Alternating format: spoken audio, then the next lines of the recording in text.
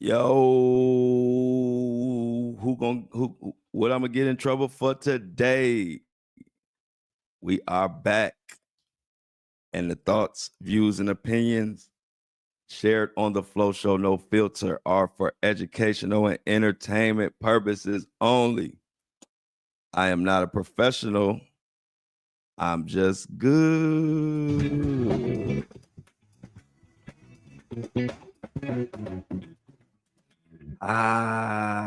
Happy Taco Tuesday.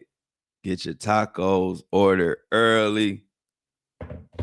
Find the best deals. Y'all know we love our Taco Tuesday. Shout out to everybody who is in the building. If you're listening on Apple, Spotify, and the other podcast platforms, what up? If you're watching me on YouTube Live right now on the YouTube channel, people have been inquiring about YouTube Live. It's my YouTube channel, same name, Flow Daddy Flow on YouTube. Go there, subscribe to the channel. And you can get access to the YouTube Live and kick it with us in the Breakfast Crew every Monday through Friday at 7:30 a.m. And then we also have our Lunch Crew show at 12 p.m. all Eastern Standard Time. I see everybody in the chat. Definitely, if you're listening on the audio side, we definitely would welcome you to come join us live on one of these days. You'll enjoy it. Everybody loves the Lunch Crew. The chat is always popping. Good vibes, good people, good day. What we got going on today? More Diddy and Jay-Z drama. It is never ending. I'm gonna go a little bit more into detail about what Jaguar Wright got going on with the her coming out to Cash Patel, and she's supposed to be telling him all about what's been going on with Clive Davis and the freakiness they've been involved in. Also, Jay-Z and Diddy, more proof that they are wasn't seeing eye to eye for a long time. And I was one of the first people to call that out back in September. I did a post, I remember it went viral, saying that I don't think Jay-Z and Diddy are on speaking terms, or that they're not Jay-Z is not fooling with Diddy. I did a post on that. It went viral back in September, and everybody was like telling me I didn't know what I was talking about.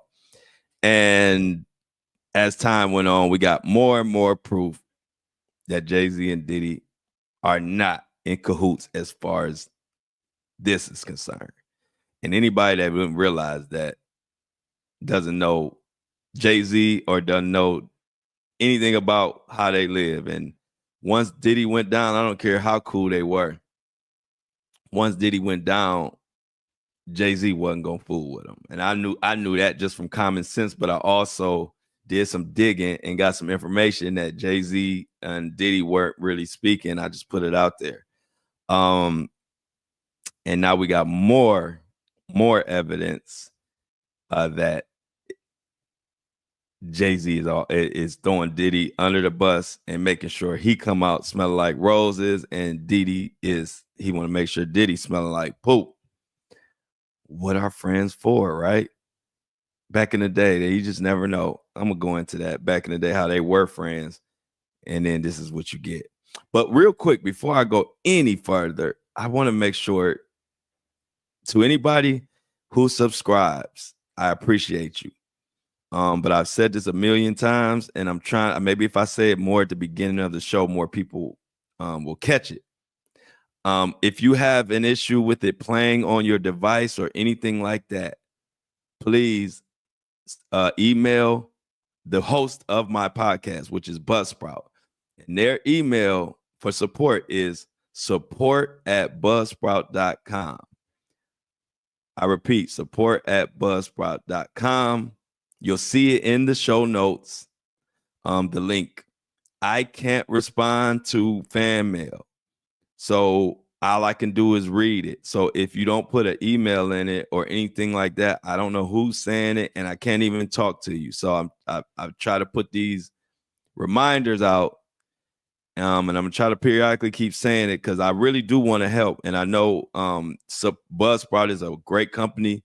One thing about it, if you do have an issue, they are one of those companies that email them, they will get to you, and they will not stop communicating until your problem is handled. But usually it's just a couple of steps that they have to explain that some people might not understand the process of putting the exclusive content on their device or whatever the case may be. But Buzzsprout is very helpful. So I repeat, email Buzzsprout, support at buzzsprout.com.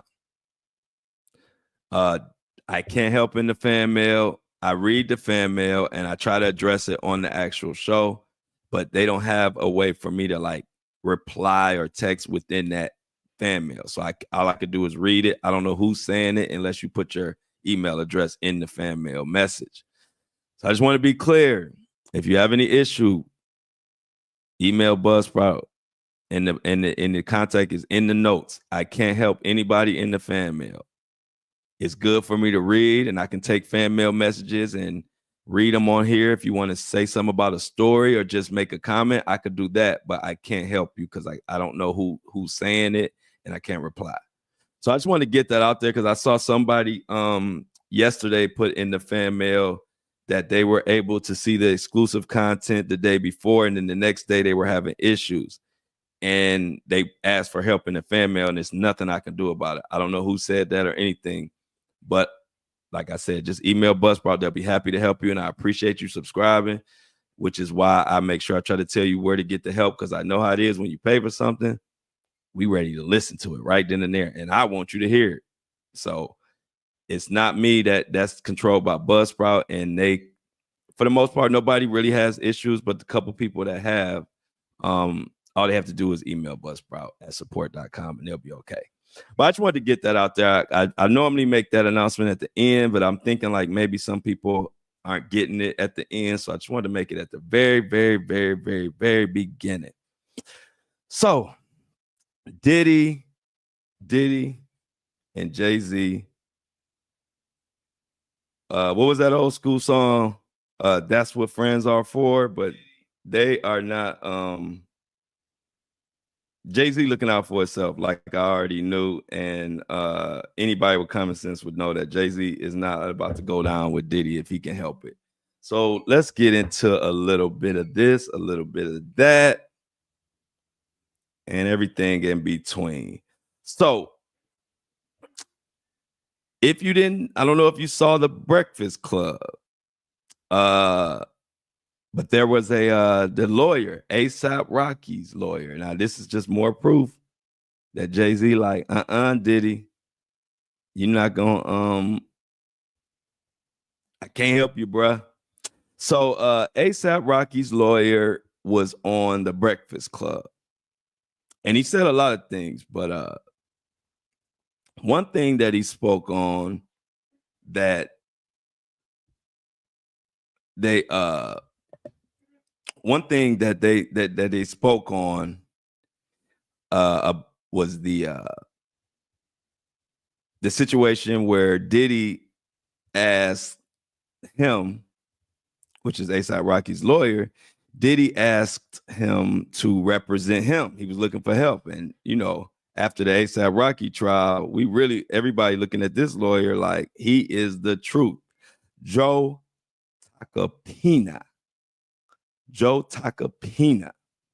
That is A$AP Rocky's attorney. And after the work he did with A$AP Rocky, got him out of that case, people really thinking like, wow, he could have helped Diddy. But he did not help Diddy. He turned down the case. And why did he turn down the case? We're going to get into it in this article. And the reason why he turned down this case shows even more why is more proof that Jay-Z and Diddy are every man for themselves. So the article comes from Complex Magazine. It's entitled A$AP Rocky's attorney says he declined Diddy case because of allegiance to Jay-Z amid rift. article by Jose Martinez. Okay, so article reads, ASAP Rocky's attorney Joe Tacopina revealed during his appearance on The Breakfast Club that he was asked to take a look at Diddy's sex trafficking and racketeering case, but he turned it down because of his ties to Roc Nation and Jay-Z. So let's stop right there and break that down. So you don't have to be a rocket science to realize if Jay-Z and Diddy were, let's say, cool or still working together, Jay-Z wouldn't tell his lawyer he couldn't work with Diddy or Roc Nation's attorney. It's Jay-Z and Roc Nation's attorney. But when you get into this article and you see and you read between the lines, this attorney basically is saying, I turned down working on Diddy's case because Jay-Z told me not to. Because we all know if Jay-Z would have told this attorney, which is Roc Nation's attorney, which is Jay-Z's attorney, if he would have said, go ahead and help out my friend Puff, the attorney would have gladly did it. But as you can see right here, he says he turned it down because of his ties to Roc Nation and Jay-Z. That's not a reason to turn it down unless there's more to the story. Let's continue.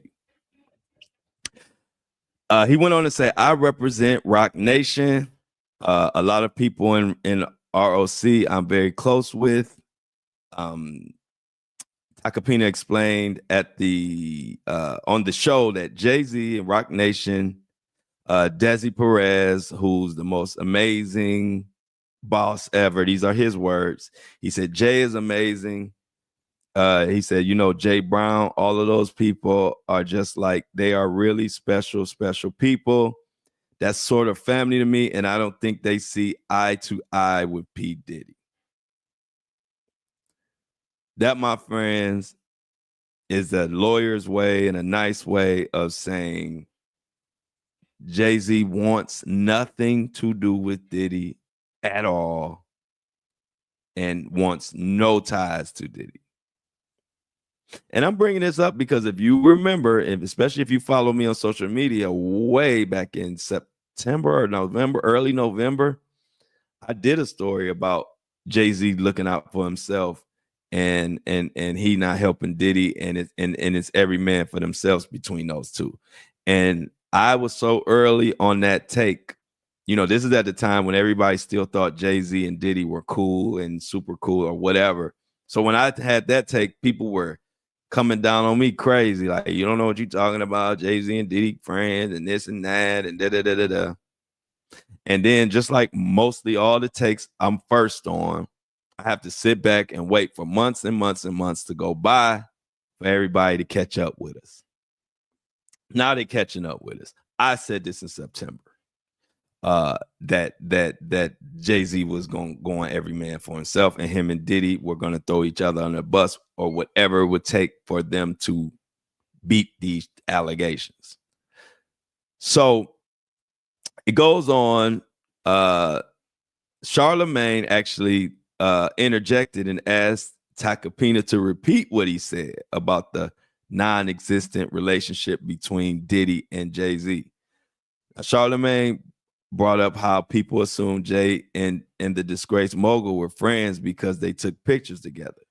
Now, this is the part I kind of disagree with, but listen to what was said, and I'll tell you what my take on it is. So everyone, in quotes, Charlemagne said, everyone wants a picture with, the lawyer said, everybody wants a picture with Diddy. At one time or another, when they went to the party. This is Tacopina saying. He goes on to say, but when things got real years and years ago, he appeared to gesture that Jay-Z wanted to keep distance from Diddy. Now, I believe when Jay-Z was taking those pictures with Diddy, back in all those Roc Nation brunches and all that, I believe they were cool.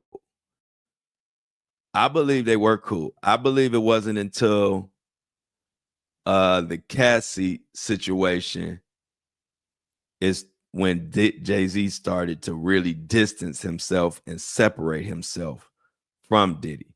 And it may have been a little bit before then, because Jay-Z probably, I'm sure, was reading the tea leaves, and he has access to information. Being a 2 to 3 times billionaire, I'm sure he has access to information that we might not have. And so he probably knew it was on the horizon. But I don't believe it's been years and years since Jay-Z started separating himself. I think he started separating himself maybe about a year ago, in my humble opinion. Tacopino, as you might know, he served as A$AP Rocky's attorney during the assault trial where the rapper was eventually found not guilty. Which was like, what was this? That was last week, right? Was it last week or was it the week before? I think it was last week. Following his acquittal, the lawyer said Rocky and Rihanna joked in the courtroom that they were going to name their next child A$AP Joe. So everything was peaches and cream in the A$AP Rocky, Rihanna, Rock Nation, lawyer world.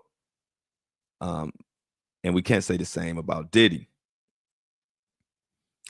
Tacopino said he and Rocky had 1-minute conversation before coming to a decision that they would reject a plea deal of 180 days behind bars. And A$AP Rocky was facing a maximum up to 24 years in prison if convicted. Now, we all know the outcome of that is he actually got off. He beat the case. And you have to have a lot of confidence in not only your innocence, because you can be innocent and still be convicted. We know that in this world. So it's not only just having confidence in that you're innocent.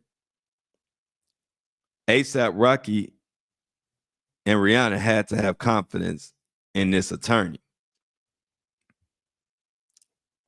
And he went on to win. And so you can see why Diddy would want this attorney. Diddy want to beat his case. And Diddy probably looking at his attorneys, even though he is the coach behind them, but he's probably looking at his attorneys like, my attorneys aren't good as Tacopino. Because if you look at the track records, if we take all of our opinions about what we feel about Jay-Z and all that, let's take that out of it. Let's just look at the attorneys. If we were to compare, let's say, Jay-Z's attorneys who handled the Tony Busby lawsuit, which he was entangled in with Diddy, the way Jay-Z's attorneys, they got that dismissed. However they did it, they got it dismissed. I don't know exactly if anything went on behind the scenes. Who knows? But the fact remains, they got that dismissed. Then you look at Tacopina, who represents Rock Nation, which is another Jay-Z attorney. A$AP Rocky, there was a lot of circumstantial evidence and a lot of surveillance that could have pointed to a guilty verdict in some ways. I'm not saying he was guilty. I'm just saying the evidence could have easily been looked at 2 different ways. But that attorney, another Rock Nation / Jay-Z attorney, beat that. And then you look at Diddy's attorneys, and they over there looking like the amateur hour. And so whether you read this article or not, you're pretty sure that Diddy's looking at Tacopina and looking at all the Jay-Z's attorneys getting these cases dismissed, and he's sitting there scrambling and scraping and nothing's going well. Of course he wants the attorney. It wants Jay-Z's attorneys. But according to this attorney, Jay-Z said, hell no. Jay-Z said, no. You are not about to represent Diddy and get me all entangled in it. I'm trying to separate myself from Diddy. So I just thought that was very that was eye-opening because we had a lot of things before that went on that led us to believe that Jay-Z was saying screw Diddy. But screw Diddy, no Diddy, huh? But we see more and more. If Jay-Z, if you can't tell that Jay-Z saying screw Diddy at this point, ain't nothing else. I can't bring any more evidence. And so on the subject of screwing Diddy, and throwing him under the bus or just putting him in his place, however you want to look at it, I want to talk a little bit more about what Jaguar Wright and Cash Patel got up their sleeve.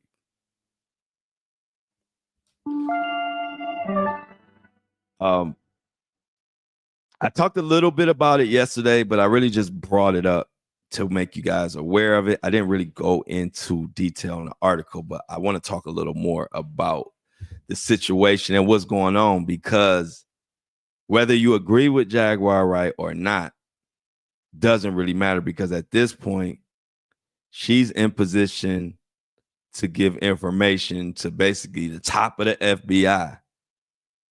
And that can't be good for Diddy. Might not be good for Jay-Z, but we know for sure it ain't good for Diddy. So I said, let's break that down a little bit. This subject needs a little more attention than what I gave it yesterday. I just got another Buzzsprout email, fan mail. I hope they listen to this episode so they can get so Buzzsprout can take care of them.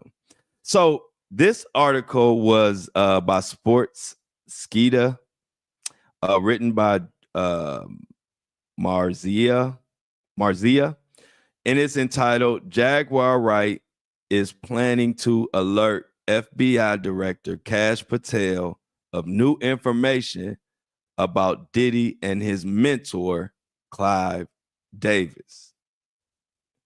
So before I get into that, I wanted you to hear it out of Jaguar's mouth. I actually wanted you guys to hear this yesterday, but we ran out of time. So let me pull it back up, and so we can hear her word. Here we go. This is Jaguar Wright. Work to do. And after talking to my good friend Paperwork today, it looks like there's some things that I need to make sure that we alert Cash Patel's office about. We think it's of great concern. And I'm sure Mary Flynn would agree with me. She knows how dangerous Diddy can be, and with Clive Davis being at the heart of it all, I'm sure that makes it even more egregious. We got serious work. So that is that was Jaguar Wright speaking on her eventually meeting with Cash Patel, you know, the FBI director. So she's not playing, and this is probably the most exposure I've seen Clive Davis get as far as being behind a lot of this mess. He has been able to escape accountability, like pretty much totally. Nobody really talks about him.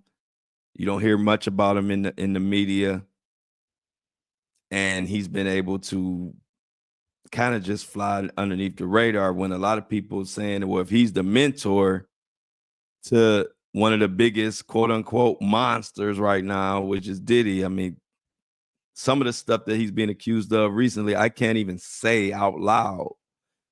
That's how crazy the Diddy situation is getting. And we're not paying any attention to his mentor. Well, now we are. So Jaguar Wright is planning to alert the FBI. So the video I just showed you, a video of Jaguar Wright claiming she had planned to alert FBI Director Cash Patel about new information regarding Sean Diddy Combs and his mentor, Clive Davis, has recently been making the rounds around X. That's the interview I just played for you. We all know Diddy is on trial, and this video was posted on X yesterday, or February 23rd, which would have been Sunday.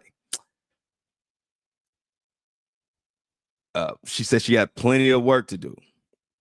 Now, she brought up Mary Flynn, and it's unclear who Mary Flynn is. However, we do know who Clive Davis is. Clive Davis is one of the most prominent American record producers and A&Rs in history. He is also caught up in a lot of conspiracy theories and a lot of, should I say, people feel he has a lot of blood on his hands. All the way back to Whitney Houston, her passing the infamous note to Brandy with Clive right there. Many believed and many speculated that Whitney was about to write a tell-all book, and Whitney was also warning Brandy that she was in danger. To this day, Brandy says she would never say what was on that note. Well, Clive Davis, a lot of people looking at him and Ray J when it comes to Whitney Houston and all type of other mysterious situations. However, in 1994, he co-founded Bad Boy Records with Combs under a 50-50 partnership. A lot of people didn't know that. And they really didn't make noise about it. It wasn't out there. We knew Clive Davis gave Diddy a deal when a lot of people, Diddy was so down at that time. People were surprised at how did he get this major, I don't know, I think there's been speculated like $50 million deal or something he got with Clive Davis, but a lot of people didn't know it was a 50-50 partnership. Nobody knew Clive Davis was a 50% owner of Bad Boy. All we knew was Diddy. We didn't even know any partners, let alone it being Clive Davis himself. And they went on to sign several artists that we all know: Notorious Big, Faith Evans, Mace, The Lox, Carl Thomas, and a host of others. Now, it's unclear with this new information that Jaguar has, but if we know Jaguar, it ain't gonna be that she saw Clive Davis jaywalking. It's not gonna be some new information saying she saw Diddy littering. It's gonna be something explosive. We know that. And how do we know that? If we look at Jaguar Wright's other claims that she put against Diddy.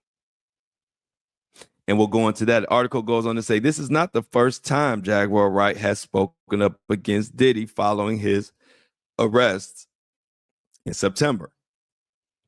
In an October 2024 interview with Piers Morgan,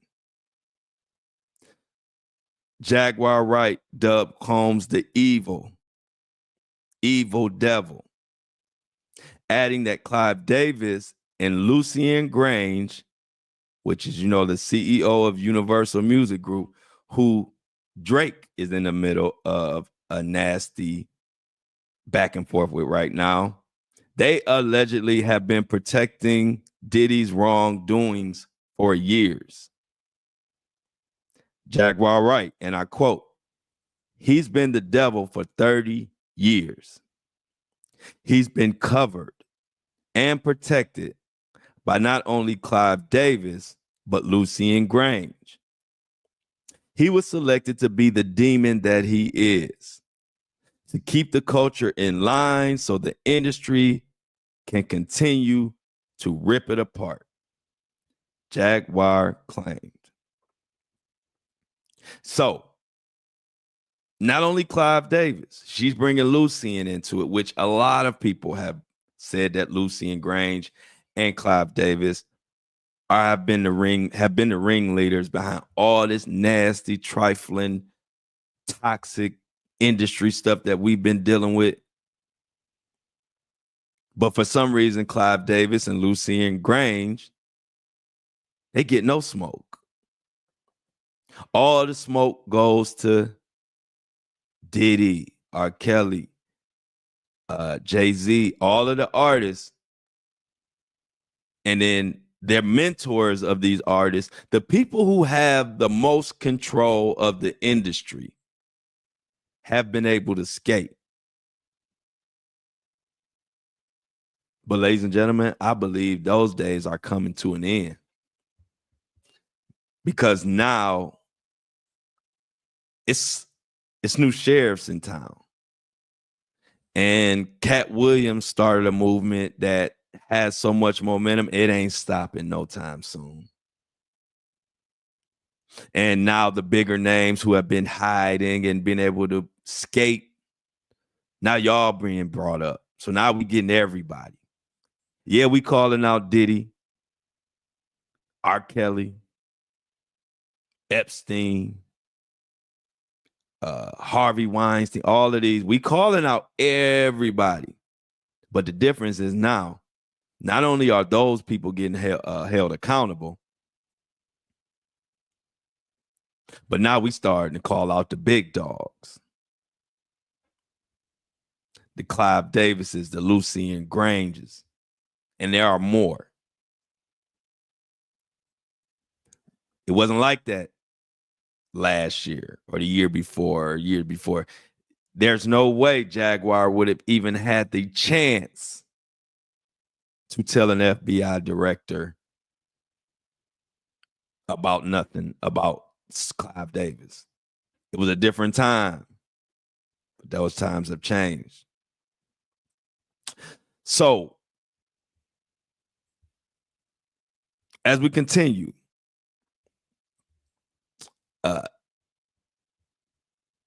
another explosive claim by Jaguar. And to be honest, I don't know how this one got past me. Y'all might have heard this.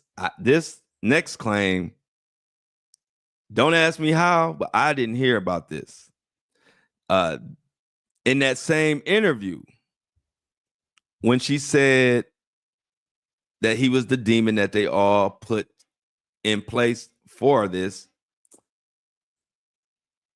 she claimed that Davis was Diddy's greatest teacher.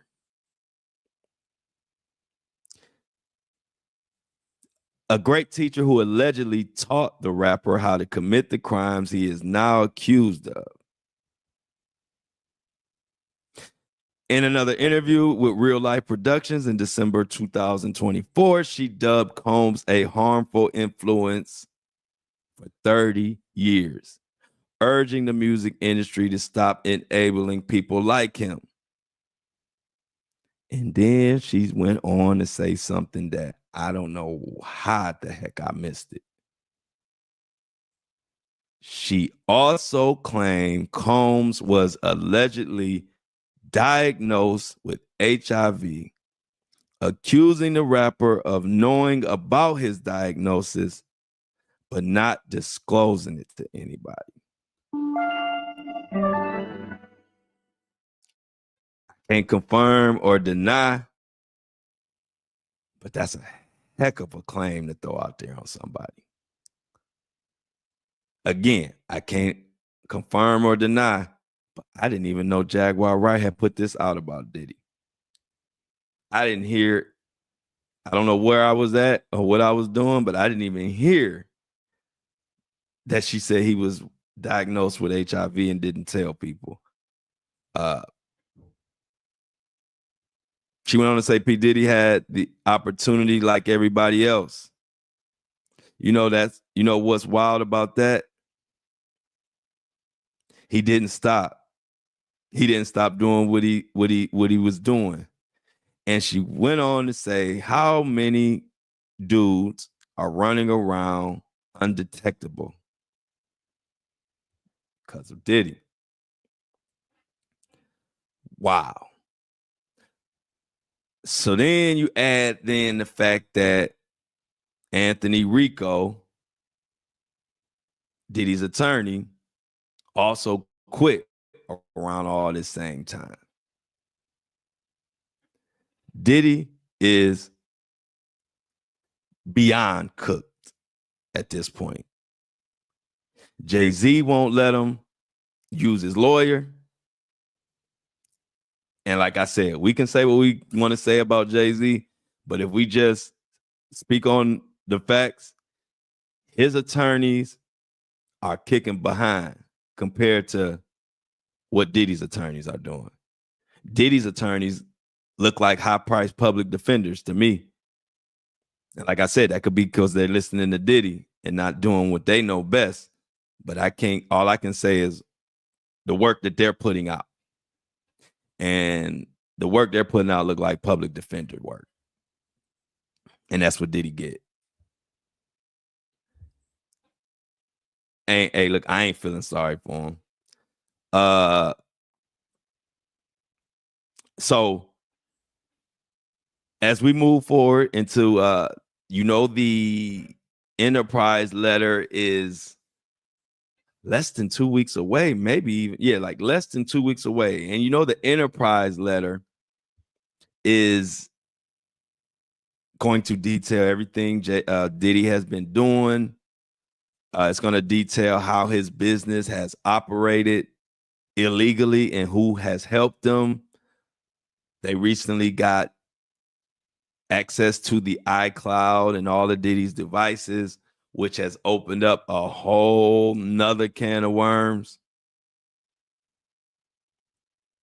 which we got to talk about in a second. And I got to take a quick pause to shout out the people who are making it possible for me to be here right here, either on your phone screen or coming through your speakers. And who am I talking about? I'm talking about our most recent subscribers who understand that subscribing to this podcast and supporting this podcast is about preserving the truth and only the truth. If you don't get that, then you don't get this podcast, because that's what it's about. And like I've always told y'all, I'm not a salesman. I don't give you sales pitches. I've never been that type. I believe that my followers, my listeners, my supporters are very intelligent, and I can just explain to them what's going on. And I've been like that from the beginning. I don't sit up here and sales pitch you to subscribe to my channel. I tell you why, and why I tell you what I need and why. And why are the subscriptions important on this podcast? Because they allow me to speak up for us no matter what. Once you take and depend on corporate dollars, the truth gets blurry, because now, like I told you before, I can't call for a boycott on Walmart if I'm taking money from Walmart. I can't call for a boycott on Target if I'm taking money from Target. But guess what? If I'm supported by my people and only my people, I can call out anybody we want to call out. And that is my dream. I want to be able to call out whoever. I don't want anybody corporate money, because you might be on the chopping block next. So I don't want your money. We gonna rock and do our own movement. So I want to always make a big deal and shout out my subscribers every day, because it's bigger than a subscription. This is preserving the truth. This is people who listen and appreciate somebody who's putting their neck on the line and bringing us the truth. And we gonna support that guy, because the other people, they don't want to. But if they do support, they want me to change it up, not talk about this, not talk about that. And I ain't going for that. And the people who follow me and support don't go for it either. So let me shout those people out for keeping this podcast going. Delana G, she subscribed. Appreciate your $3 donation and subscribing to this podcast. You won't be upset or mad about it. You're gonna love it. Erica, thank you for the subscription, $3 subscription. Susan DeSandy, thank you for your $3 subscription. You will have access to all the exclusive content, plus support this page. And like I told y'all, I have exclusive access. I've been granted to the Diddy trial. the actual inside the courtroom. We will have a correspondent and everything. I will be able to tell y'all everything, even down to what the back of Diddy's head looked like. And that's going, and at that point, that's when the subscriptions are going to go up. And so I told everybody, all my day ones, make sure y'all subscribe now.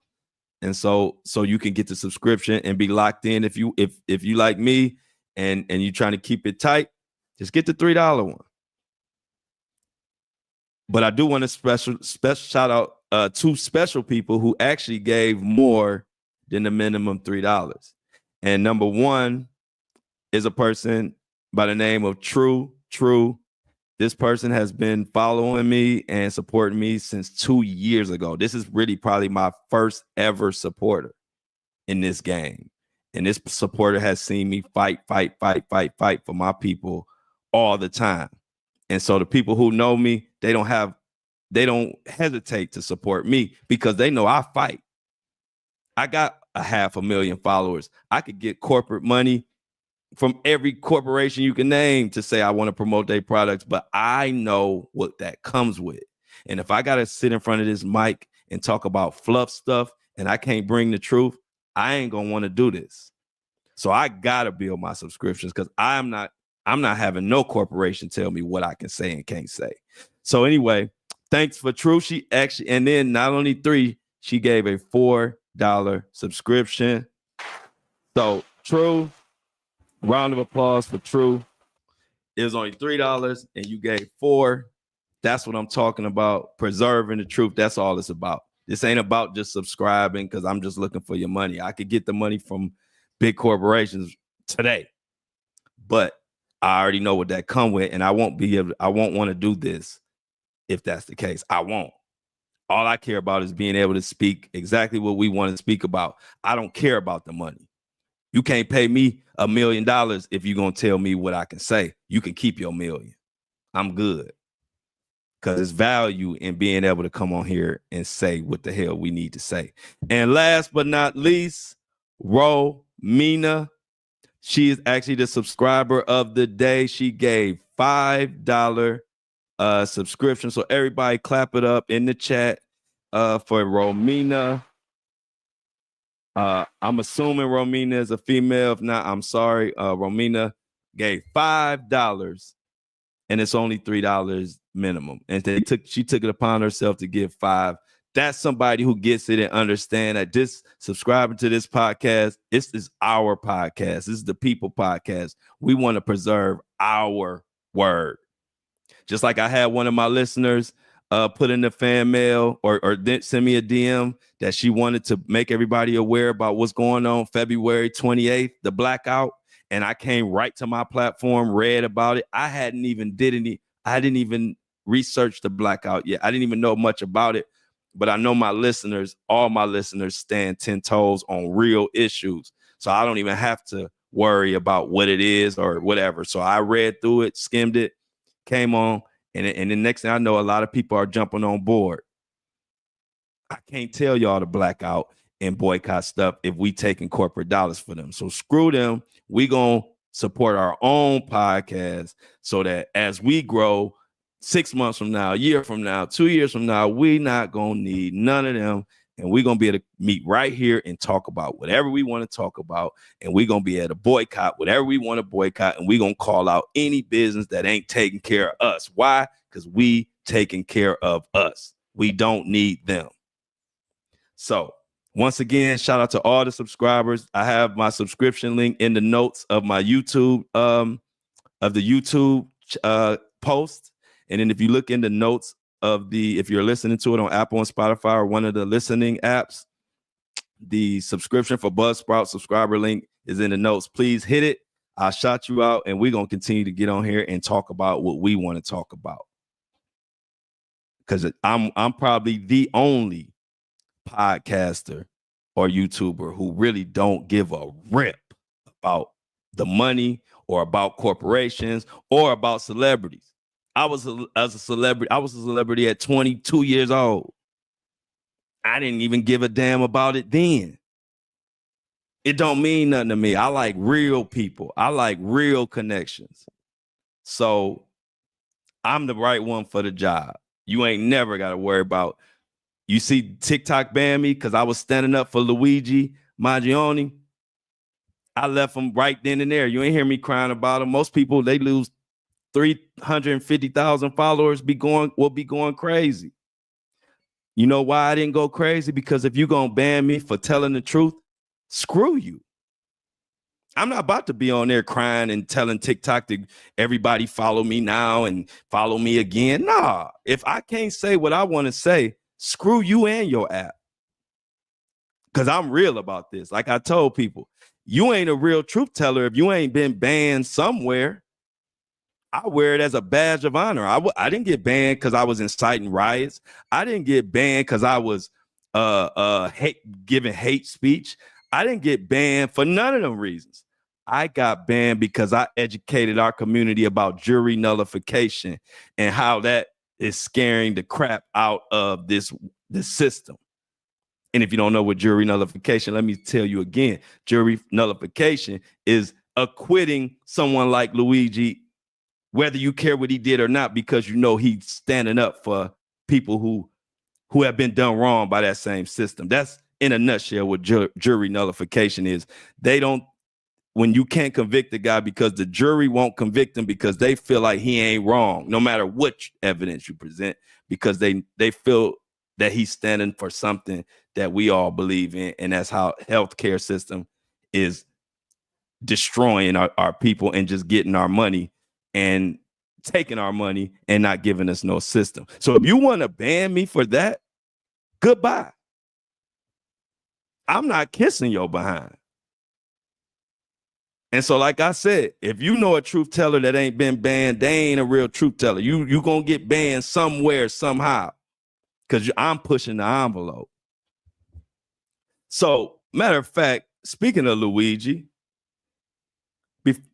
definitely gotta bring you everybody up to speed on what's been going on with Luigi. If you know, that is the person who is accused of killing the CEO of United Healthcare, the same United Healthcare that was denying 34% of all claims. That is more than 1 out of every 3 claims. A lot of those claims where people needed that health coverage to survive and they died. Thousands and thousands and thousands of people died who have been paying their insurance their whole life. But when they needed their insurance, they were denied at a 34% clip. Let me remind you how aggressive that is at denying. Insurance like Kaiser Permanente denied at around 8%, 8 to 10%. United Healthcare was at 34%. So do you know how many people had to look their loved ones in the eye and say, we can't afford this coverage? So now they now they're not here no more. Hundreds and thousands and thousands. So yeah, hey, I don't want to see anybody die. But if there's a reason why nobody is crying over this CEO, it ain't his fault. It's the whole health industry fault. Because y'all want to prop that death on a pedestal. And hey, it is what it is. Like I said, we don't want to see anybody die. But you also can't ignore the thousands and thousands and thousands and thousands of people who were unfairly denied because you just want to be greedy. Not only was United Healthcare denying people at like 34 to 33%, they were actually coming up with AI systems to help them deny more. I don't think y'all hearing me. They were already denying 34% of claims. They were putting together AI systems to help them deny more than that. They didn't think the 34% was enough. And then next thing we know, their CEO, somebody pops a cap in his back and he's gone, and they expect all of us to be shedding tears and crying and crucifying whoever may have did it, and that ain't the reaction they got. They got a public outcry where everybody was saying, well, shoot, they denied my grandmother a wheelchair. How could you say she don't need a wheelchair? She need one. They denied, another person said they denied blood transfusions or whatever for my uncle or grandfather. And they eventually passed away and died. Why nobody feel sorry for them? Because why? Because we ain't millionaires. So we just supposed to take it. And for once, we all stood together when the Luigi's whole story came. We all stood and said, you know what? We ain't with that no more. We know the game that y'all playing, and I don't like it. And now they saying we don't like it.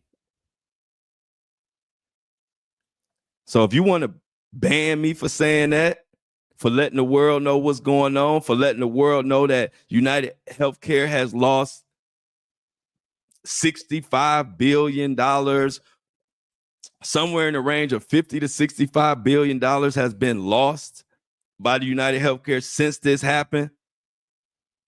CEOs are taking their pictures down. They don't even want people to know that they're a CEO. Then the new CEO of United Healthcare coming out talking about, well, in light of recent tragedies and the way the public is feeling, we are going to now approach claims with more compassion.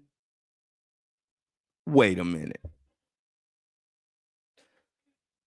So it takes one of your CEOs getting murdered. Now you want to approach claims with compassion.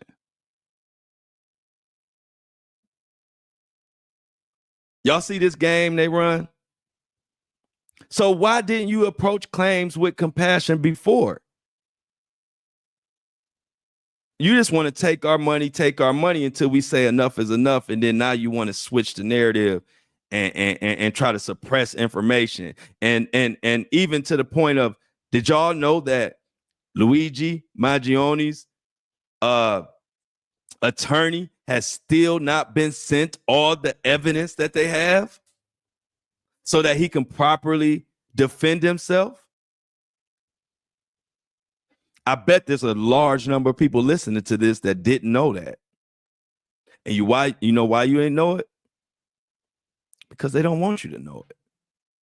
They're trying to do everything they can to fix this case because they want to set a precedent that we're going to continue to screw y'all over with these healthcare packages and healthcare claims and denying it. And we're going to try to prosecute Luigi to the fullest extent, make it look as bad as we can so don't nobody else want to step up. But it ain't working. It's too late. We already united. And I love it. I had 4 or 5 straight videos on Luigi before my account on TikTok got banned. I had 4 or 5 straight posts that were all hitting 1 million views, just educating people on what was going on. I wasn't telling anybody what you should do, what you shouldn't do. I was just giving the information. And so many people were rallying around me. You got to remember, when I posted about Luigi after everything had blew over, nobody was posting about it. My original post was, y'all, what happened to Luigi? Why is nobody talking about it no more? And I broke it down. That hit 1 million. Then I came back and told everybody about jury nullification. That hit 1 million. Then I went and said how Bill Maher was being sent to try to tear down Luigi's name in some comedic way. That hit 1 million. And by the time my 5th video came, I was scrolling on TikTok. I didn't have any violations. I had a perfect account. I was scrolling on TikTok and they said I was banned. And I said, all right, well, good. Because now instead of one show, I'm going to do 2 shows. And in those few hours I was spending doing all those damn TikTok videos, I said I can take those 2 hours and do another 2-hour show. And I could talk about Luigi in any other case and spread the word of what the hell going on for 2 hours now. Screw a 2-minute clip. I done graduated. Thanks, TikTok. Because my message still lives on. Because guess what? If you look in my chat, if you look in here, look in there, you're going to find my TikTok people. Because at the end of the day, the followers that count are the followers who really follow you and support you. And guess what? I might have had 300 and some thousand followers on TikTok when you look at the numbers.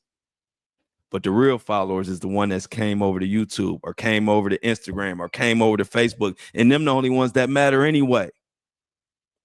So I ain't never sweated TikTok or what happened.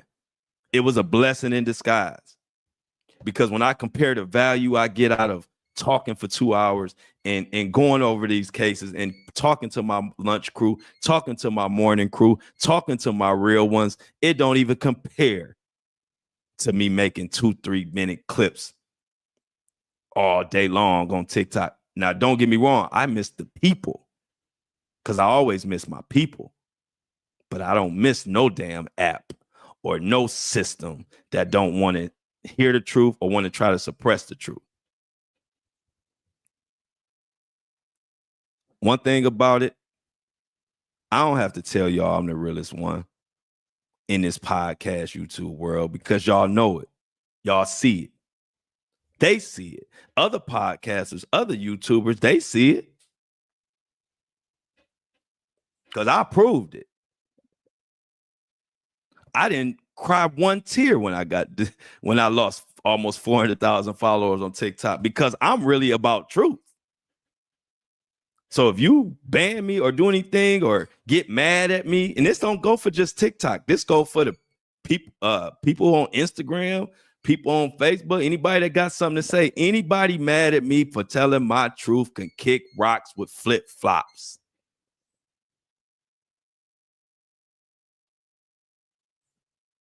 But the ones that love the truth and come and gather and we all tell each other the truth of what's going on and it's real love, that's what I'm about. I'm not about numbers. I don't need 300,000 people. I'm good with 1,000 real ones. See, that's the difference between me and a lot of people in this game. They want to be famous. I was famous at 21, 22, 23, running around. I did that, and I ain't like it then. Because that ain't what I'm about. I'm about realness. I keep it too real. So when I was approached for that crazy mess, I was approached for crazy mess when I was in the industry. But guess what? Every single time I said, get the hell out of my face. I was the same person y'all see now. I was the same person when I was a signed artist on Floyd Mayweather and running around with 50 Cent and traveling the fucking world. I was the same person that you talking to today. I didn't give a damn who you is or who you was. I love you. I respect you. But my truth coming out. That's why I added no filter on the title. My True Blues came up with the title. I would have never even named the show after me. That's how humble I am. I didn't even think of naming no show after me. But I asked my supporters when they kept telling me to make a podcast, I said, okay, so what we gonna call this podcast? And I put out a poll for my true supporters. My true supporters named this show. The only thing I did was I added no filter because I want to let people know when you come in here, you got to be grown. And that's why when I start out every show, I say the thoughts, views, and opinions are shared on the Flow Show. No filter are for educational, entertainment purposes only. I am not a professional. I am just good. I ain't trying to be something I ain't. I never will be. And then I named it No Filter. So you know when you come in here, ain't no filter. So if you come in here asking me, why did I speak on this or why did I say that? Well, that's your fault. I told you this is no filter. Not a little bit of filter. Not a piece of filter, No filter. And so to everybody who subscribe and all my listeners, I love y'all from the bottom of my heart, because y'all allow me to come here and speak candidly and make me comfortable to do so. And as long as y'all doing that, I'm going to keep doing it. So shout out to everybody who even told me to do a podcast when I didn't even think I would ever do a podcast. People don't even know when I started this journey, I didn't even want to put my face on a video. When I first started my TikTok, it was just clips. I was faceless. I put my face on it to help pick up the pace on growing the channel. And then it turned into this. So I never wanted to be famous. I still don't. I just want to bring the truth and talk about what we want to talk about. So I appreciate y'all for letting me rant and for keeping me fed, because y'all be sending me some good lunch money and lunch food. So like I said, y'all, I just want to let y'all know I appreciate all of y'all. Continue to do it. Please subscribe to the podcast if you can. I'm going to continue to bring the truth.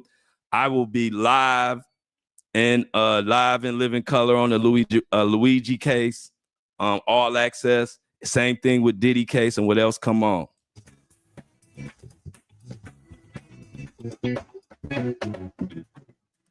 As always, I love y'all, and I'm out.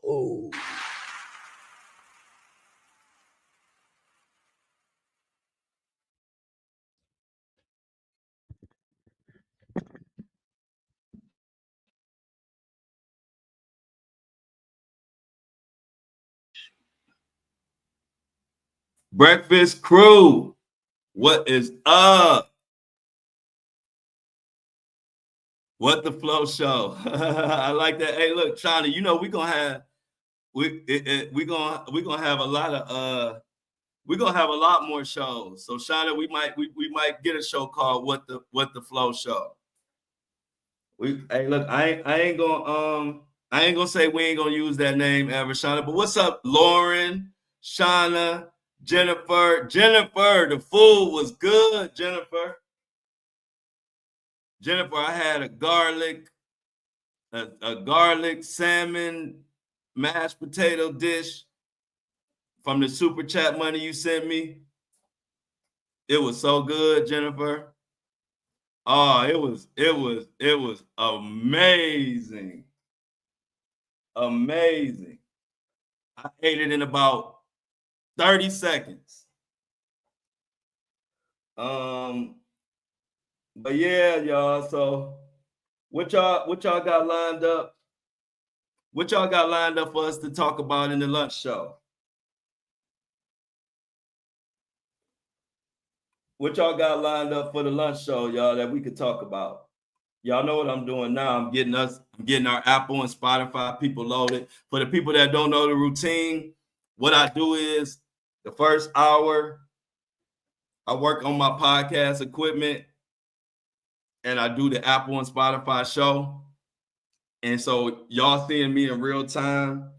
I have to take the information out of my interface. I know this sounds crazy. This sounds like super nerdy stuff, but trust me, it ain't. I ain't really good at equipment, but I know how to work this.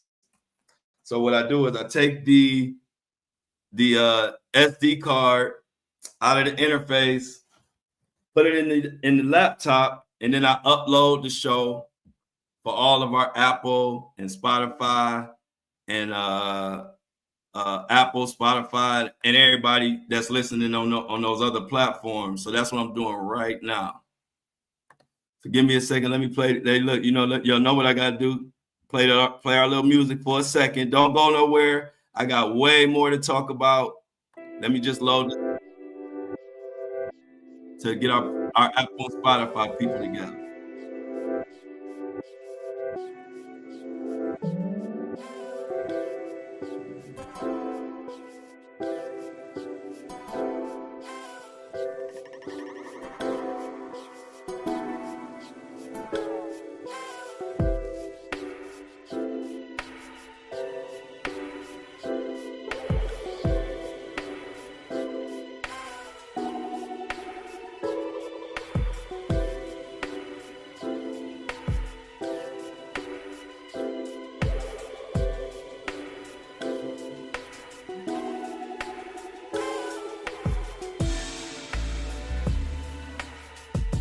And we're back. What we got lined up for, please like the live, share the live, like the show. If you want to subscribe to the podcast for exclusive content and to support the podcast, the Buzzsprout link is in my notes of the YouTube page, and I think it's in the notes of Facebook. Also, if you listen to the show on Apple and Spotify, it's in the show notes on your phone on the podcast app. What's up, Amy? Larry Johnson, what's up? We got a Facebooker in here. Everybody, say hello to Larry Johnson. He's one of my Facebook followers. Everybody, welcome him to the morning crew, the breakfast crew. Get your Floppuccino, and everybody say what's up to Larry Johnson. Show him the love. Show him the love, and it ain't nothing but love in our breakfast crew, bro. We get here, we tackle the news, we get straight to the truth, and we spread love. Everybody in here, once you become part of the morning breakfast crew, you become family. I told you I honestly be missing over the weekend when I got to go from Friday to Monday. By Sunday, I'll be ready to get back on and be ready to talk, but I know I have to.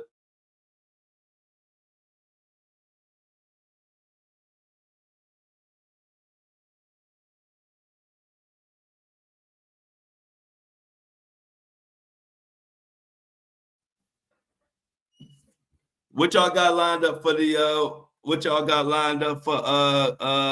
for the lunchtime show, y'all? What's been going on in the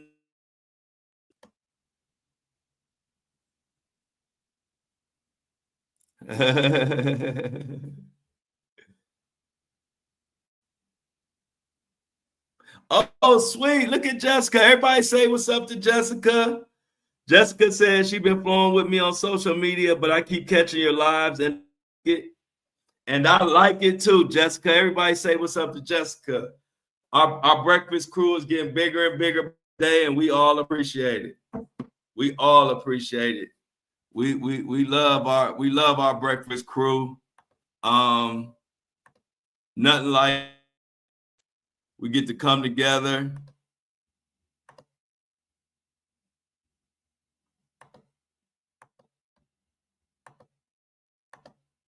We get to come together, talk about these events, and Larry in the building. Oh, wow. Hold up. Who said? I see somebody said something in the hospital. Hold on. Where did I see that at? Okay, here we go. So, hey, everybody in the crew. Mini Me's niece is in the hospital. We need to rally and pray for her. So everybody, I need everybody right now on this live, pray for Mini Me's niece. She is in the hospital. We all thoughts and prayers to her. Mini Me is one of our day one supporters of this movement. The very first subscriber that I ever had was Mini Me. So let's all give thoughts and prayers to Mini Me and her niece. Said her niece, right? Yeah, her niece. So what we got on deck for the lunchtime show, y'all? Check this out, y'all. What we gonna talk about? Breaking news. All right, look. I think I'm about to try to hook up my mic again because I want y'all to hear this. No, you can't hear this. I don't think y'all gonna be able to hear this. But anyway, check this out, y'all. Breaking news. Suge Knight says Snoop Dogg is secretly trying to bail out Keefy D because he's talking too much about Tupac's murder. Did y'all hear that? And I wish I didn't unhook my equipment because I don't know if I hook it up if it might mess it up. But Suge Knight is on the Art of Dialogue, and he said, "Yeah, we want to hear it." I'll have it. Let me try. Well, let me see. We'll put it like this. I'll have it set up for us in the lunchtime show, Amy, where we can listen to it. Because not right now. Right now, the audio show is uploading, so I don't want to throw it off. But I'll paraphrase it for now. But basically, Suge Knight, who's already said that Snoop Dogg was in the middle of that Diddy, Tupac killing, whatever. Again, Suge Knight is saying Snoop Dogg is secretly trying to bail out Keefe D. Keefe D is in jail right now for the murder of Tupac, and everybody know he's been telling on Diddy, possibly even implicating Snoop. And Suge Knight says Snoop has been busting his butt trying to get Keefe D out. So let's pay attention to what's going on there. Yeah, so they already moved the trial back. Y'all know it's something going on behind the scenes. Y'all know it's something going on behind the scenes.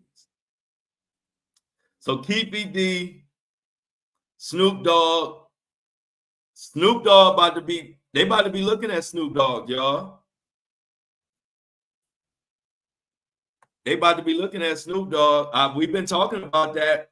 Matter of fact, y'all been in the chat talking about Snoop Dogg having something to do with it even more than me. I got to give y'all credit on that one. Y'all been saying that Snoop Dogg hands ain't clean. Oh, Choke No Joke got the tea. Prayers for you and the family, mini me. But Choke, I gotta check out my boy Choke No Joke. You know, that's my boy. I'm gonna go check out Choke No Joke so I can report it. What's up, Michelle? Yeah, Michelle. Yeah, Michelle. That's why Snoop riding the DJ trains real hard. Yeah. Snoop Dogg. Hey, look. And see, that's why I always take what my followers and listeners say and put it in my mind. I don't shut down anybody. Y'all was saying that Snoop wasn't clean even before I started looking at Snoop hard. Y'all wasn't cutting Snoop no slack.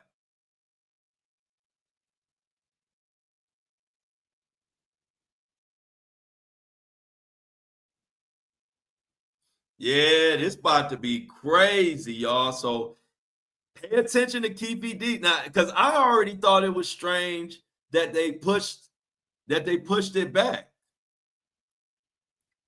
I always thought it was strange that they pushed it back. I'm like,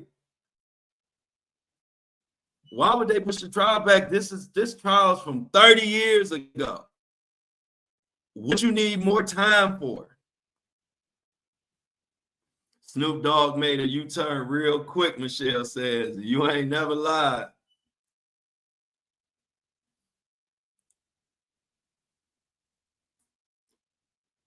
Yeah, man. So who gonna give me? I'm saying, hey, look, I'm waiting to say who gonna give me lunch today. Y'all got me spoiled. I'm ready for lunch. With my lunch money. It was like when you was a kid and you be waiting for your mom to give you lunch money. You always wonder how much. When my mom was feeling good, she'd give me $3. But when she was tight, she'd give me like $2 or $1.75. I think like back when we was paying for food, it was like in school, it was like $1.75 for like the actual meal. And then it was like if you had parents, if your mom could give you, if you had parents that could give you any little extra money, they'd throw a little dollar on top of it, and then you could get something out the vending machine. So it used to be funny. You'd be sitting there waiting to see. I used to be waiting to see how much money my mom left on the table for lunch money. And when I seen more than $2, I always got happy. I'm like, cool, I could buy something out the vending machine now. And then you had spoiled kids who used to get like $5 every day for lunch.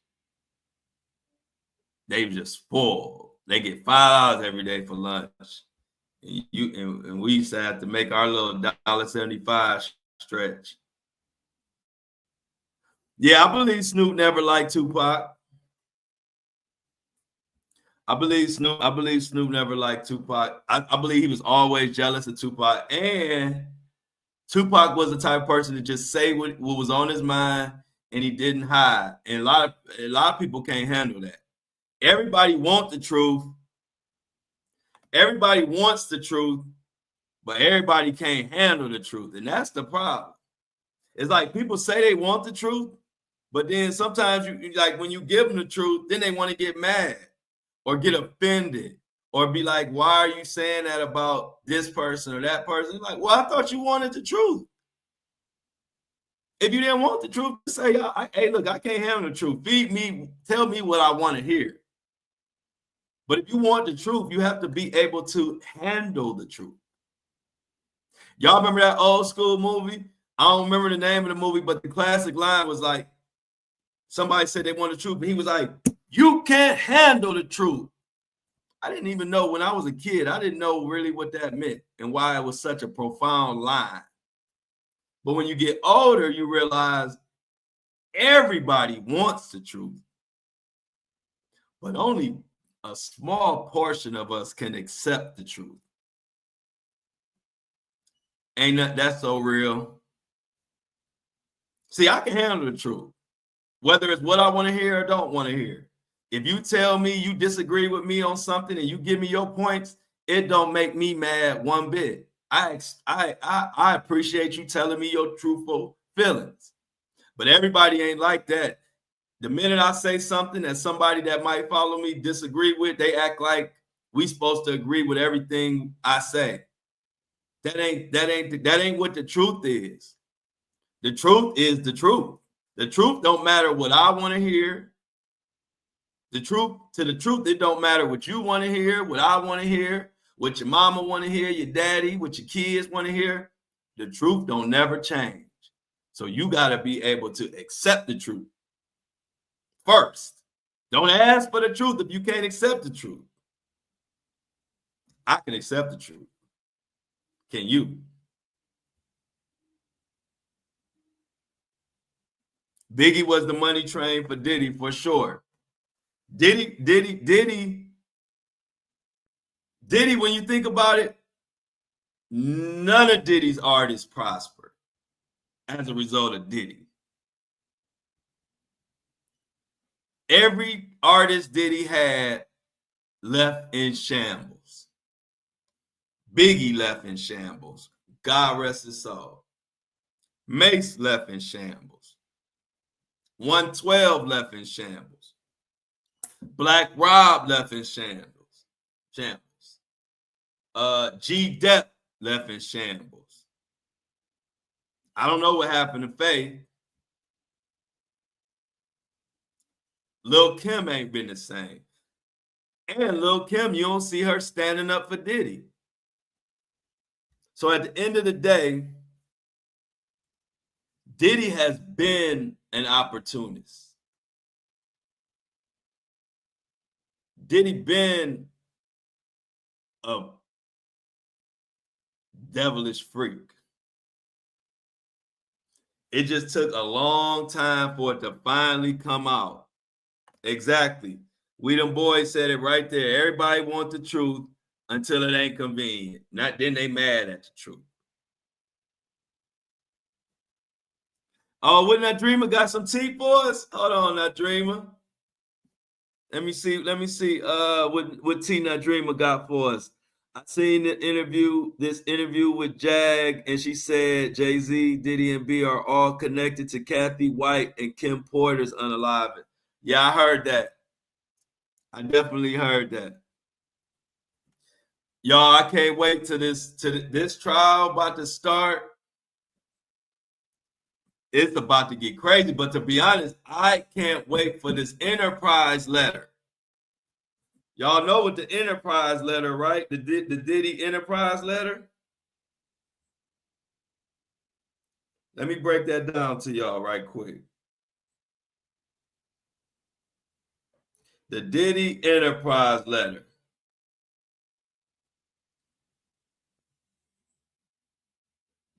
The Diddy Enterprise letter. The Diddy Enterprise letter is going to show a summary of events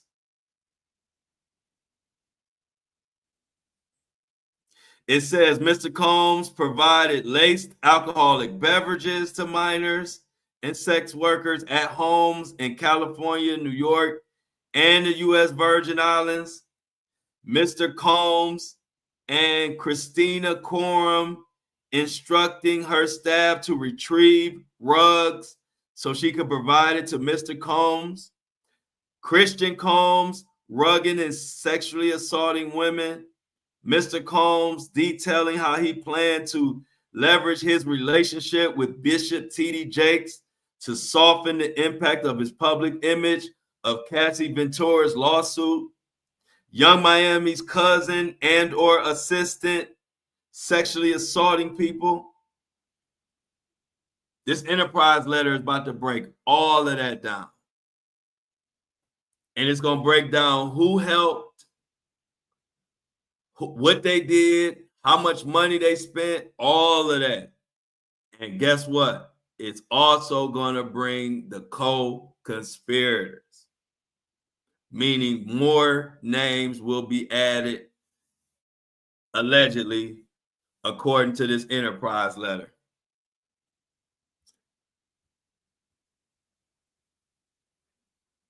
Larry Reed, I got to check that out. Hey, y'all, everybody say bye to Jennifer. The ER is popping. Y'all know we a hard-working bunch. Enjoy, Jennifer. Glad to see you in the morning session. And that's why I'm glad I have 2 sessions, because sometimes people can't make it to the first breakfast episode, but they're able to hit the lunch episode. And some people can't hit the lunch episode, and they're able to hit the breakfast episode. So have a great day, Jennifer, and thanks for the lunch. Thanks again. And I see Mini Me. I see you said something about TD Jakes. I'm trying to go back to the chat. What did you say about TD Jakes, Mini Me? Okay, here we go.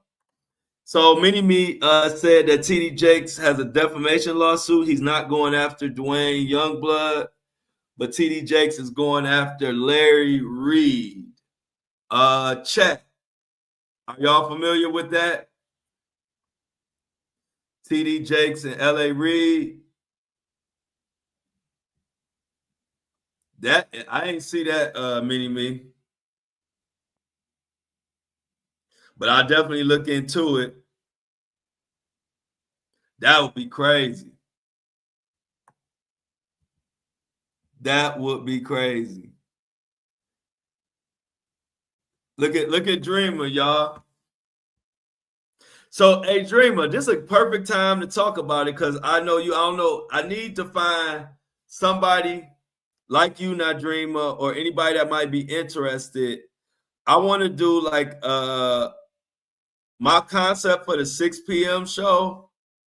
I want to do it more like Clubhouse style, where, you know, a group of us can get on and kind of just talk. It'll be more like audio, kind of like how they do on Clubhouse. So I want to put a little crew together for that. I'm going to call it Breakfast at Dinner. Breakfast for Dinner. And so that's what me and Greg I've been talking to Greg about. And somebody like you, I don't know what your schedule is, not Dreaming, but somebody like you and maybe Shan or somebody like that, or anybody. It's open to anybody. But I do want to put like a Clubhouse style show together for the evening time, where it's basically just like a panel, and everybody kind of like in the box can kind of just talk about what the heck going on. So I'm gonna be putting laying the groundwork for that show, but I'm gonna be looking for like probably about 4 people to assist on just commentary here and there. It won't be every day. It will be like, it'll start off maybe once or twice a week, and then if everybody enjoys it, you know, we'll do more.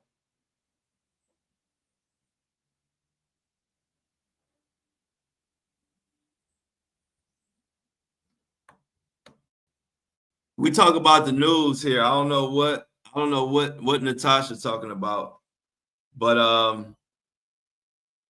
if you want to talk about Diddy or what's going on in the news, okay, Mini Me, you want to be a part of it? Okay, Mini Me, I'm glad.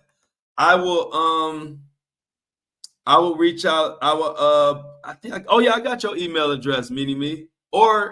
And we talk on Instagram. So I'll reach out to you on Instagram, and maybe you can help put it together. So I need Mini Me and probably like 3 other people. Okay. All right, Lauren. So we got 2. So we got Lauren and Mini Me so far. Perfect. So Lauren, aren't you Tiffany on Facebook or something? Because I always call you Lauren because of your name on here. But I think when you reach out to me, oh, do I already have a house? No, I don't. No, I don't already have a house. I don't already have a house, but what I want to do, hold on, the Clubhouse. I'm trying to bring that concept to the YouTube channel though. I don't want to do it on Clubhouse, Natasha. But I would still be interested in getting a house on Clubhouse, and doing something. But my vision is to bring it to YouTube. So I'm open to ideas, but maybe we have a house on Clubhouse and we'll do it on YouTube. I don't know, but I want to bring it to YouTube because nobody really doing it on YouTube. Not really. And I think YouTube is a good platform for that type of show where everybody kind of get to talk in the evening, and you know what I mean? So we'll definitely put that together. But I think, Natasha, I'll look into. Okay, here we go. I'll look into that. Why not have guest spots for the Clubhouse? Why not have guest spots for the Clubhouse? What you mean by that, Amy? Oh, you down, Nadrima? Okay. So we got Nadrima. Let me write that down because you get old, you be trying to remember stuff like when you was young, and you forget that stuff. You'll forget it in 2 seconds. So let me write this down because it's important because I've been working on this show. Y'all know me. I take my time. Like by the time a show comes out, I've already been working on it and planning it for months. So y'all know I've been talking about breakfast for dinner for a minute, but I've been wanting to bring a different element.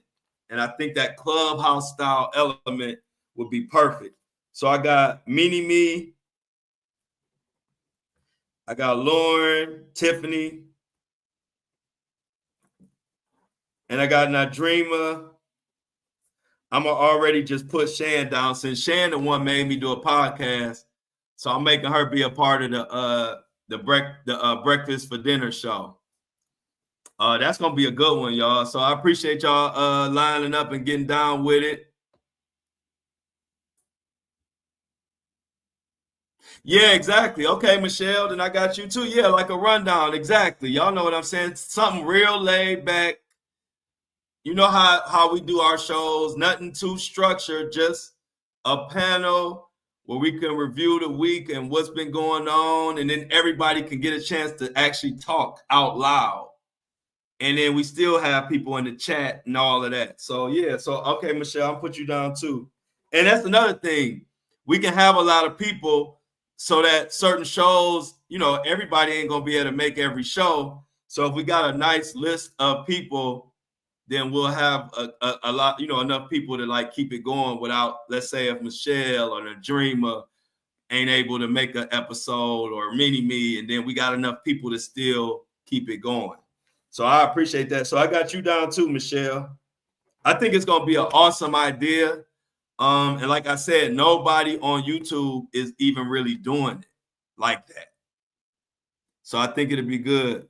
Okay, Felicia, I got you too. Great, great, great, great, great. This is awesome. So I got Felicia down for the breakfast for dinner show too. So I got 6 people. And then anybody else, reach out to a Mini Me or Amy.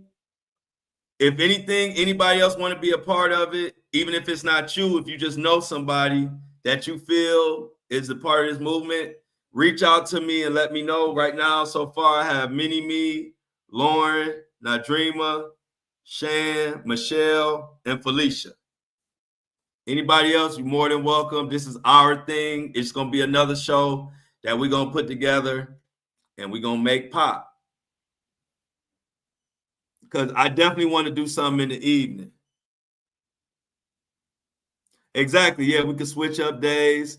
Yep. Felix. Is Felix around? Is Felix around? Can we put him down or what? Amy, is Felix in here or is he gone? Well, if he's gone, maybe we'll see him at lunch. But I would like to have. I don't write him down until Felix say he want to do it. But oh shoot, hold on, y'all. The episode just finished downloading, so I gotta give me 1 second. I'm about to download this, upload this episode.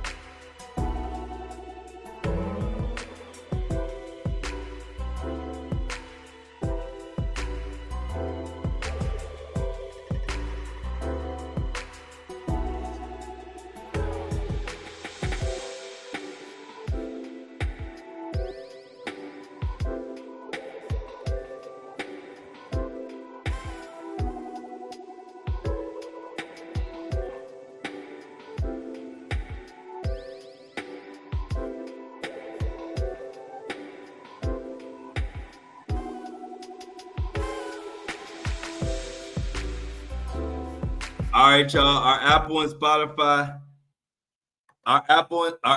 Spotify listeners are ready to go. We just uploaded our show, our early morning podcast show. We just uploaded it. It is officially on Apple and Spotify and everywhere in between. So y'all know what we do. What did I miss in the chat? Y'all had some good ideas. What did I miss? Oh yeah, you know Shan already in. What Amy had a good idea. What good idea did Amy have? Oh, okay. Oh, sweet. Yeah, Amy. Amy said she can't wait to put the faces to the names. Yeah, we definitely about to do it. I'm glad that y'all are down to do it with me and Greg.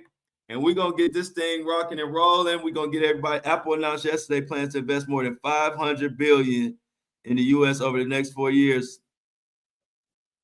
Wow. So Apple announced yesterday plans to invest more than $500 billion in the US over the next 4 years, marking its largest ever spending commitment. Wow.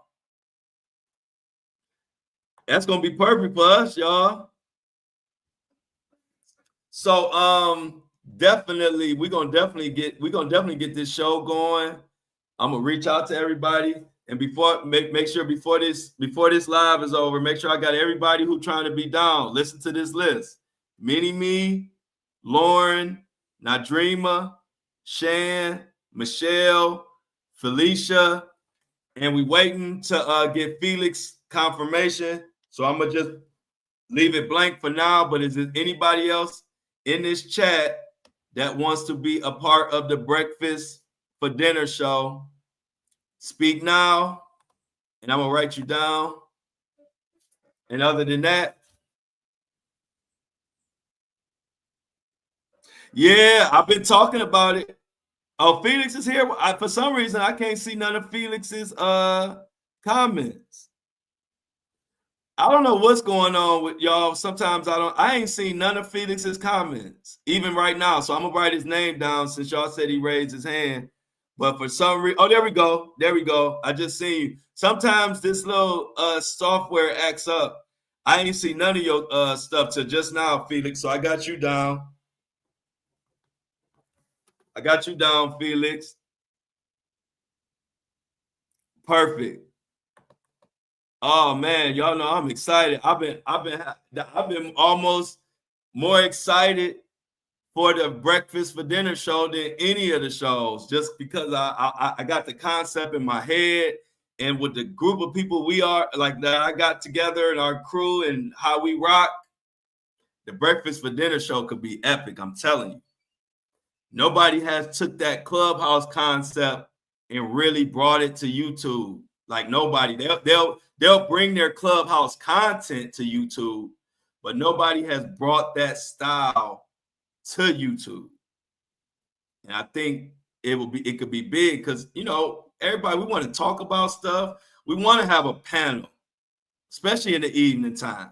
Like I want to have an evening show, but I don't want to do the same type of show that I do for morning and lunch. I want to do something totally different for the evening. And I'm thinking about 6 p.m.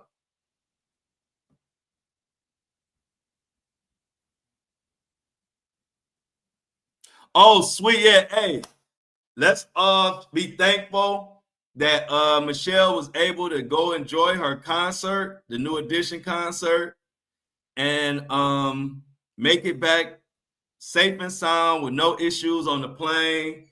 We know we can't take that for granted no more these days. So Michelle, I'm grateful and happy that you didn't have any issues. And see, like on the Breakfast for Dinner show, people want to hear how the New Edition concert was. People want to hear what songs they did and what, you know, what was some of the highlights. See, that's the type of stuff that on top of news, you know, give us an opportunity to talk about stuff like that too. Relationship talk and mature relationship talk, not this toxic relationship talk that everybody do that just is really made for everybody to argue. We can have real conversations where we're not just up here looking for shock value. We actually talking about stuff. That's what I want to do. Wow, y'all. Starbucks is ready to lay off 1,100 corporate workers globally this week. Will eliminate several hundred unfilled positions. Wow. We got to talk about that at the lunch show for sure, Mini Me. Don't let us forget. See, I knew it was. We want to hear about that.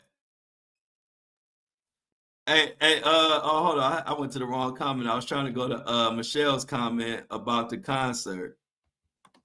Y'all know, if y'all didn't know, Michelle went to I think Vegas to see New Edition. She said the concert was lit. She said Marsha was there. Big Daddy Kane was there. Wow. See, that's y'all see why we need a Breakfast for Dinner show.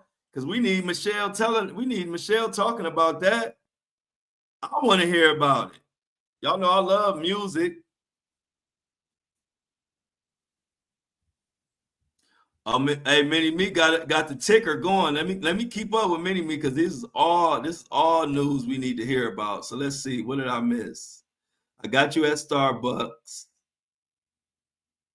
Okay, Nadreema. Let me start with Nadreema says she's in Texas, and Ken Paxton and 18 other governors are suing Costco because of this. The company has spoken to us about it, but we know.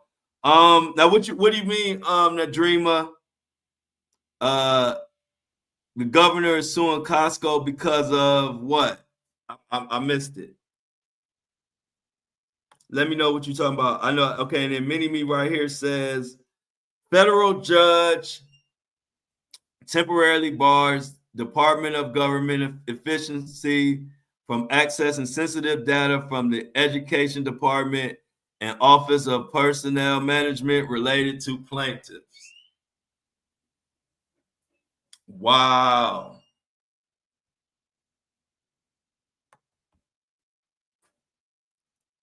It is getting crazy.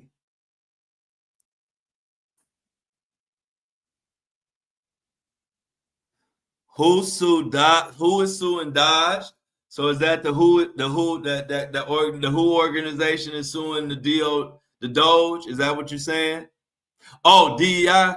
Okay, so now I can go back to what that dreamer said. I think Michelle just answered the question. I think she's talking about the DEI.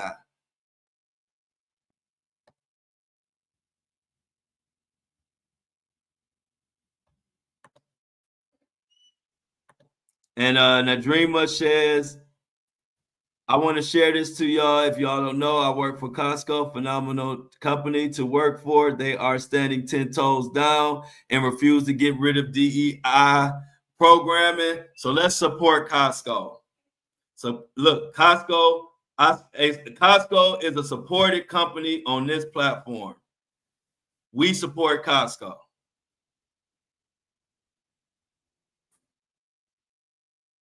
Yeah, we are going to support Costco, Nadreema. I will make sure that I let everybody know on my platforms that Costco is standing 10 toes with DEI. And so for that, the best way we can show our appreciation for any company that's standing 10 on that, best way we can show our appreciation is by supporting that business. So I'm in full support of Costco for sure. Mini Me says wealthy real estate brothers face new lawsuits as defense claims criminal investigation was orchestrated. So they almost trying to do the Diddy approach, huh? Everybody trying to use the Diddy approach to try to get out these nasty allegations. But it ain't gonna work. And I like it. And I like it. Shout out to Michelle, Nadreema. Look at it, Michelle. Look at our crew. Michelle said she getting her membership back with Costco this weekend. Let's get it. Yeah, that was that's kind of been news floating around. But yep, Mookie, Diddy's lawyer, Diddy lawyer, it's a guy named last name Rico, quit on him. He said he cannot go forward. There are a lot of speculation. Some people saying it's because of some new charges or new evidence that shows Diddy is involved in like witchcraft, blood sacrifice type stuff. That's one rumor. Also, we have the rumor where, which is the one I also believe too, that Diddy is only listening and only working with the lawyers that are doing everything he wants to do. So the lawyer that left, he didn't even have access to talk to Diddy no more. The guy Rico, his name is Rico, the lawyer, he said that he would have to talk to Diddy through the other attorneys. So he had to get out of there.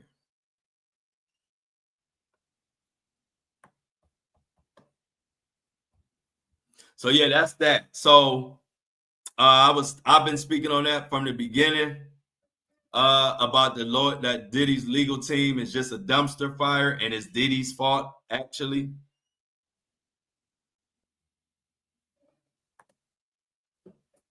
I'm gonna check out Tisa on that. I did hear people saying that Rico was fed.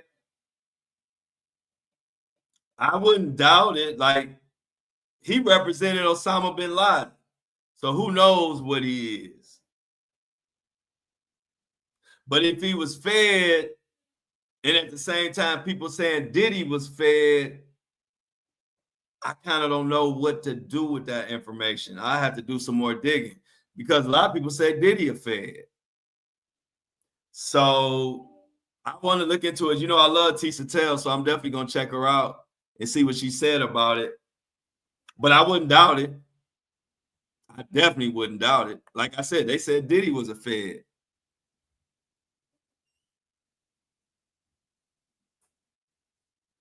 Yeah, hey, look, I'm with you, Amy. Oh, I would love to be a fly on the wall. Oh, I would love to be a fly on the wall and hear what them attorneys saying, man. Hey, look, if I could be a fly on the wall and then bring the information to y'all, that would be clutch. I would be a fly on the wall, and I would come straight back to this. I would come straight back to this platform, and y'all know me. I'll be like, listen to what was going on. I would love to be a fly on the wall and know what the heck they talking about, because you know it's drama.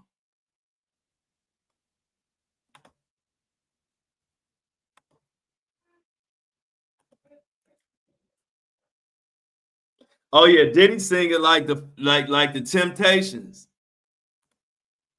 or the Five Heartbeats.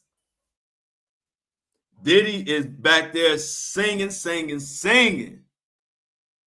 Oh yeah, we the boys. Oh yeah, access granted. Access granted. Hey, look, they gonna be mad at me.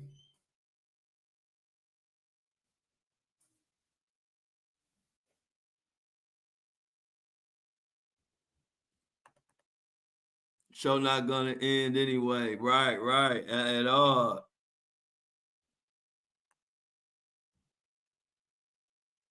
Oh yeah, we about to. Hey, look, we about to. I told you I'm gonna be able to tell you what cologne Diddy got on. I'm gonna try to. I'm gonna be so close to the action. It's gonna be crazy. Oh yeah, he gonna be singing like a canary. Okay, shout out to G Money back in the building. G Money, if you missed it, we putting together our panel for our show that we working on called the breakfast for dinner. It's gonna be it's gonna be a spinoff from the Flow Show No Filter shows, and we have a panel right now. The panel right now is Mini Me, Lauren, Nadrima, Shan, Michelle, Felicia, and Felix. So if you or anybody else is interested, I just wanted to let you know, no pressure, you don't have to. It's just for anybody who is interested to come on in the evening show. And like, we're gonna have a panel. It'll be all audio. So unless people want to show their face, to me, you don't have to show your face. It could be like kind of like how Greg do it, where it be a bunch of bubbles. But like I said, if you want to show your face, that's up to you. But I just want to have a panel of people talking about what's going on in these cases, real life stuff, everything. Kind of like what we do, but just to another level, because now it's going to be a panel, and this show would air probably at like 6 p.m. Eastern Standard Time. Something like that. 6, no later than 7. I think 7 p.m. will be the latest. I probably would like to have it at 6 p.m., but I would get with y'all and see kind of what time between 5 p.m. and 8 p.m. would y'all like to do it. It don't matter to me, because it's going to be a show like Mini Me and the panel more or less going to run it more than me.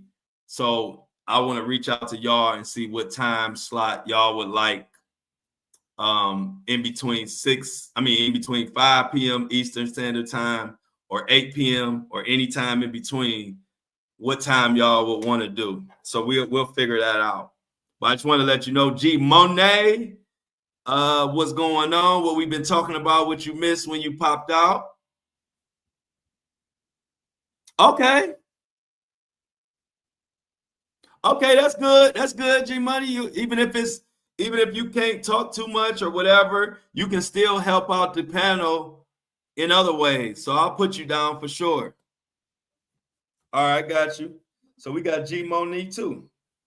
All right, so that's good. We got it good. I think we got room for 2 more slots. So we'll take 2 more slots, whether it's on this show or maybe on the lunchtime show. Somebody will want to get down. But like I said, we got 2 more slots available, and anybody that's a part of this movement is welcome. Like I told y'all from the beginning, this is the people's platform. I'm just the representative of the whole movement flow, but this is our platform that we want to continue to build, continue to recruit people, and build it so we can continue to talk about the stuff that we want to talk about. And we want to be able to call out these businesses, call out these companies, call out these individuals, And if we got our own movement and our own independence, we don't never have to worry. We can say whatever the hell we want to say. And that's the whole point behind these shows. And of course, on top of that, we get to bond and meet cool people and do cool things with cool people. So that's been my whole vision behind it. It is coming to fruition faster than I ever thought. Shout out to TikTok for banning me, because I would have never been going this route this fast, and I would never change it. Like I wouldn't. I love what TikTok did for me. I appreciate it, and I will be back. But when I be back, it'll just be more as a hobby, more as my leisure, and I'm gonna still be saying whatever I want to say. And if they want to ban me when I come back, so be it. I'll just keep coming back. But I think I'm gonna make my presence back known on TikTok probably like April 1st. I'll probably announce and get back on TikTok April Fool's Day. That's my plan. So yeah, appreciate it. What Michelle talking about? Oh, she talking about the yeah. Go check out Tisa for sure. Tisa Tells probably one of the only other people that I really like listen to and follow her work and follow her YouTube. Red Note. Oh, I started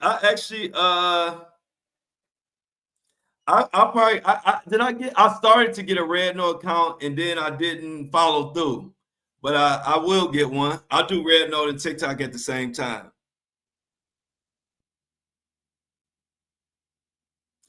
Wow, I didn't see that. Mini Me says that Putin offers Russian and Ukrainian rare minerals to U.S. We might get into that at lunchtime too. Tisa Tells.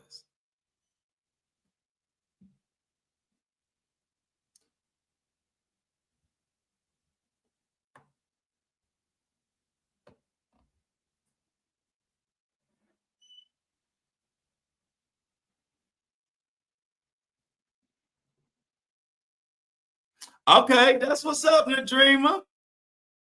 Nadreema said, I'm showing my face. I ain't mad at you at all, Nadreema. I ain't mad at you at all.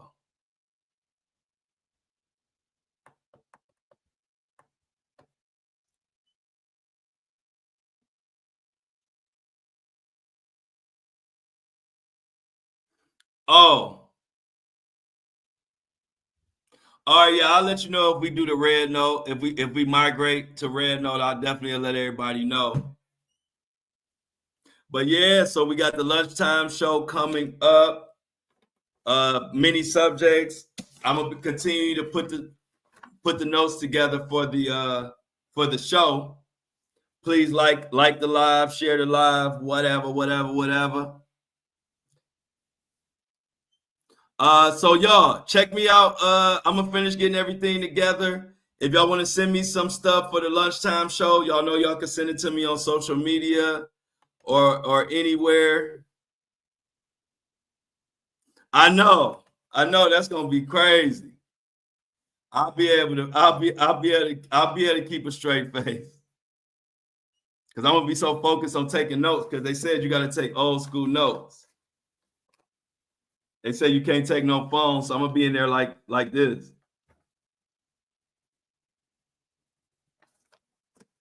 So I'm gonna be locked in. Oh yeah, Justin Bieber for sure. So Justin Bieber, we're gonna touch on Justin Bieber in the lunchtime show as well. Other than that, y'all, I'm about to get to work. You know what? I didn't even have my lunch my lunch information. I forgot. I didn't even have my thing going, y'all. Look, y'all know I'm getting used to all this stuff. I forgot to have my this thing. I'm gonna have to have my ticker going so I can get some lunch. So if anybody want to send me lunch money, you are more than welcome. My Cash App is in the ticker and my Apple Pay. Y'all know they call me Greedy Flow. So I'm a cheap date. I'm an easy, just a meal. A meal is all you need, and I'm happy. But other than that, we got to spill it. Everybody, we out. Yeah, they gonna tell me to stop laughing. Y'all know I'm gonna be trying to keep my composure. But let me get up out of here. See y'all at the lunchtime show. I appreciate y'all. My boy Greg will be in the building for sure. Much love. Like it on your way out. I'm out. Taco Tuesdays. Send me a Cash App so I can get some tacos. Y'all see my Cash App in the ticker right here. Or you can send me an Apple Pay to that number. I'm out. Love y'all.